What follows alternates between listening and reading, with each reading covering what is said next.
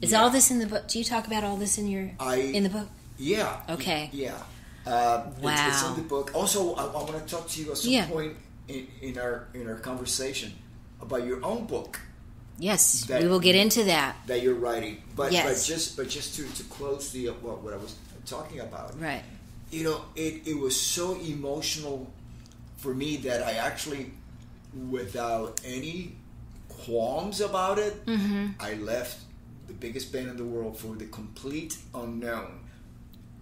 And what I'm trying to get at is that when you said that we made history, yes, we had no idea that was going to happen. Right. We made the best record that we could. Yeah. Nothing was planned. Something that we were happy with. Right. Content, because again, you have to be proud of it. At a Absolutely. time that music was not embraced by the industry in the in Los Angeles, right? Which is where the band was based out of. You know, we were looking for management with the record ready to be release date, right? With that record, right? And we were bringing it to certain managers, and they would go, "Nah, I don't hear it." Are you serious? Oh yeah. This, they would go, "Oh yeah, this type of music. This is dinosaur." Meanwhile, I just finished touring with Ozzy, and I knew about the new wave of metal that was coming in from England, because I spent a lot of time in England. Absolutely. And we have bands like Def Leppard, UFO,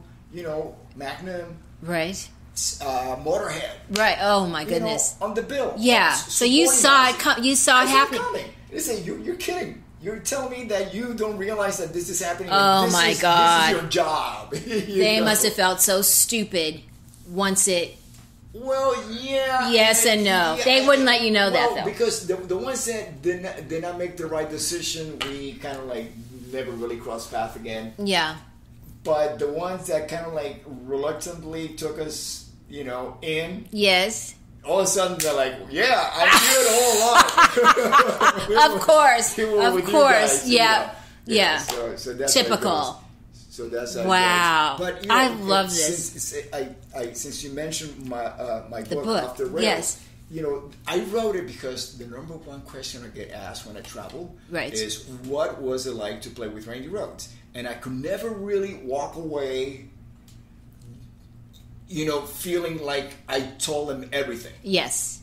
Right. I might tell them a story here and there, and then right. just, we shake hands, I move on, and I go, oh, I should have told him about this. Right, right. So the best way that I could really answer that question is the book. Was to put it into a book. Right. I love that. And And what a wonderful tribute to your friend. It was my sole motivation to answer that question. Well, you were, whether you knew it or not, you were saving it for the book. Well, the book came at a time that the most writing the book, it was a complete cathartic process. Right. Yes. Because it's kind of like, when I do my taxes every year, I look at my receipts and I go back and I take inventory. Right. Inventory of what I spent and everything, and maybe look at it and say, okay, well, this year maybe I will spend less on this and more on that. Yes. More or less. Yeah. But writing the book was very similar to that, except that when I started the book, I was in a certain place in my career. In my head, right? That were you still touring? Were you on the? Oh, okay. Wow. 3 bands, 2 laptops when I wrote that book. Whoa! Yeah, I started with Quiet Riot. Then I did about a few weeks with Yngwie Malmsteen, and I finished the book as a member of Dio. Okay. So it was a very lonely process because, as you know, you're preparing to write, and now you're gathering information and thoughts, everything. And all that. Yeah. It's a walk down memory lane. Yeah, and not always pleasant. But it's a very lonely process because it's your memory, and you're taking that walk. Of course, you're going to meet certain individuals down that memory lane inside your head. Yep. Some of them will stick with you. Like my writing process was, I found myself with Randy in my head right here. Right. While I was the first 18 chapters, he was alive in my head. Really? Oh yeah, it was incredible. Almost guiding you in a way, or just me, but being there. I love that. I had to be there. Yes. I understand that. I understand that. And when I got to chapter 18, my publisher, I had a publisher at the time. It was not self-published. I had but that's a separate story. Yeah. Said, listen, what's taking you so long to finish this chapter? And I said, man, this is the chapter where Randy is the last one that he's alive and don't want to let go. And he says, listen, we have a due date. Get it done. Do it. Get it done. Yeah. So I wrapped up that chapter and I started to write 19. And I thought, because it was the crash, it just poured. Mm-hmm. It was like these 20, 25 years of just weight came out on my shoulders. Yeah. Boom! I wrote that chapter faster than anything else because really it had been there. Right there. I didn't have to go too deep into my memory. Yeah, it was there.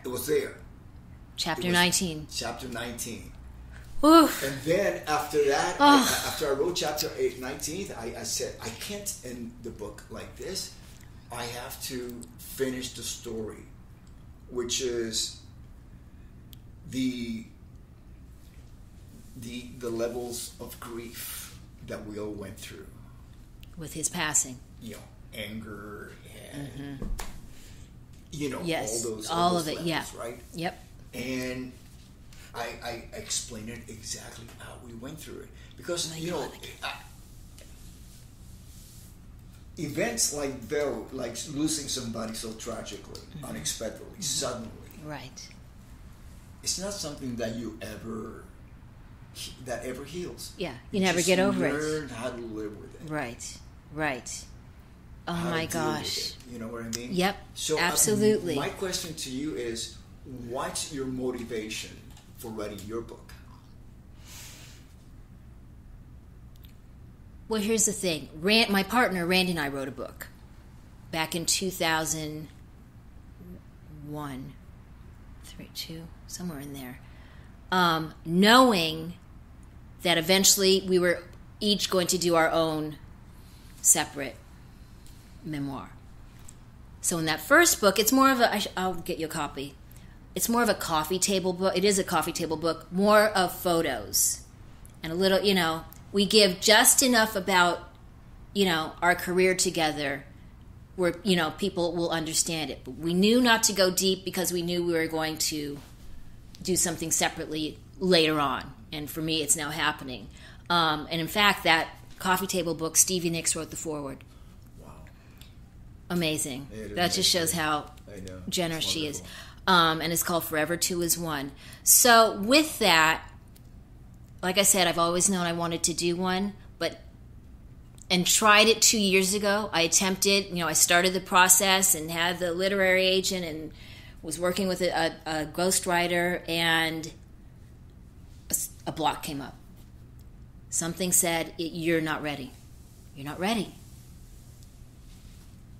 And then a couple months ago, I called up Robert Yelling, who wrote with Stevie Salas, wrote Stevie's book, has some other amazing books coming out. And I said, Robert, I'm ready. Something I don't know what it was, but something said, now's the time. And I told Robert, I said, if I'm going to do it, I'm going all in. I'm giving it 150%. Because there are a lot of questions in my life. On ice, off ice, being sober, my sobriety, that whole journey. How long have you been sober?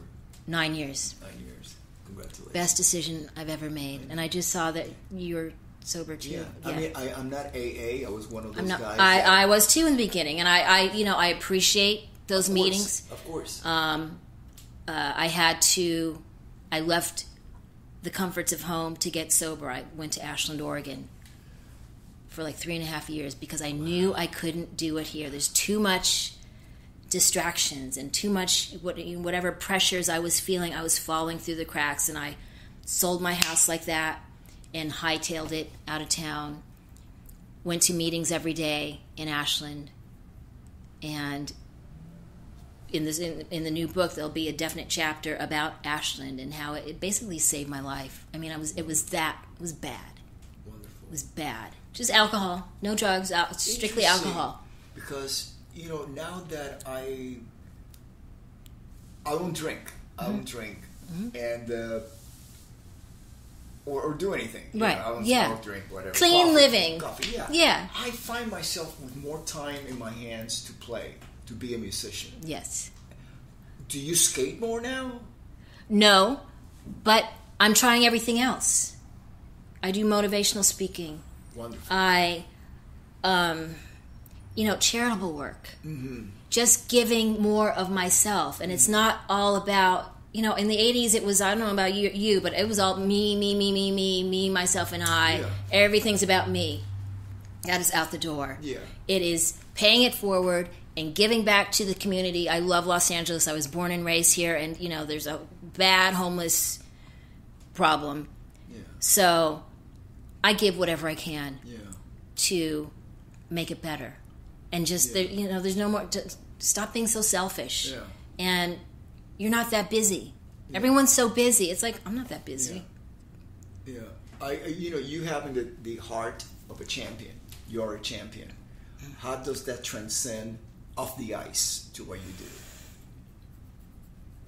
Paying it forward. Just paying it forward. And I learned that from, and he's so much a presence of this building, Rayford Johnson. Mm-hmm. We just saw a couple of weeks ago, Olympic champion, from the 60s. Yeah, for those that might not be aware, yes. We're actually... Google Rayford Johnson. And yes, we're at the LA 84 Foundation home of some of the most amazing Olympic memorabilia. It's where all the meetings, Southern California Olympians congregate, for big events.